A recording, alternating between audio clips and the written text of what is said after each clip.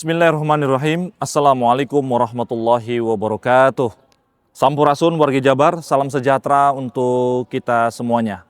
Ya, topik yang hangat kita hari ini adalah bagaimana Islam sebagai agama perdamaian di tengah geopolitik internasional.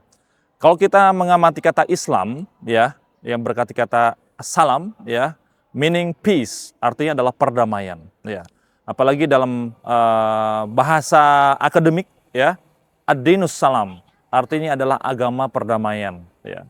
Bapak Ibu semuanya, di tengah konflik yang sedang membara saat ini di Timur Tengah dan di dunia internasional, Islam harus menjadi sebagai the bridge builder. Islam sebagai jembatan rahmatan kasih sayang untuk semuanya. Bagaimana Rasulullah SAW mengajarkan bahwa beliau diutus liutammima makarimul akhlak, diutus sebagai the morality, diutus sebagai the universal values, nilai-nilai universal. Oleh karena itu, hari ini tugas kita adalah sebagai umat Islam sebagai bridge builder, bukan sebagai pemotong-pemotong jembatan itu. Nah, saya kira dari umat Islam yang ada di Timur Tengah, ya, di Liga Islam, termasuk di kita, ya, umat Islam yang Islam Nusantara, ya, Islam yang sangat sungguh tradisional, ini menjadi sebagai voice untuk teman-teman kita yang ada di Timur Tengah. Kalau umat Islam di Indonesia bersatu, ya, sebagai umat yang wasaton, umat yang tengah-tengah, yang bisa memikirkan konflik di Timur Tengah, kita akan menjadi umat yang sebagai penyambung jembatan antara Barat dan Timur. Teman-teman semuanya, kita lihat saudara kita di Palestina, di Yaman, di Teheran, ya, di Isfahan, ya, sedang konflik, sedang menderita. Nah, tugas kita adalah bagaimana menjadi voice untuk yang orang-orang yang voiceless, menjadi orang-orang bersuara di antara orang-orang yang tidak bersuara. Caranya bagaimana? Kita punya sosial media, ya. Kalau yang hak, katakanlah ya hak, kalau yang batil adalah kata yang batil. Oleh karena itu, tugas kita adalah bagaimana kita menjadi membumbui Islam di tengah konflik dunia ini. Mari kita damaikan umat-umat kita, ya. Kita hanya satu, yaitu umat ad-dinul Islam, umat yang satu yang dimaksud dengan agama Islam, ya.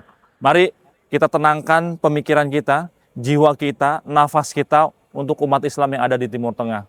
Kalau kita bukan kita, siapa lagi? Nah, bagaimana pemikir Islam? Contoh misalkan Soekarno, Bung Hatta, dia menyatukan Indonesia dari Aceh sampai Papua. Mereka adalah tokoh Islam, ya. Bagaimana menyatukan dari suara-suara yang terpecah belah menjadi namanya satu, yaitu adalah Nusantara, yaitu dengan Indonesia.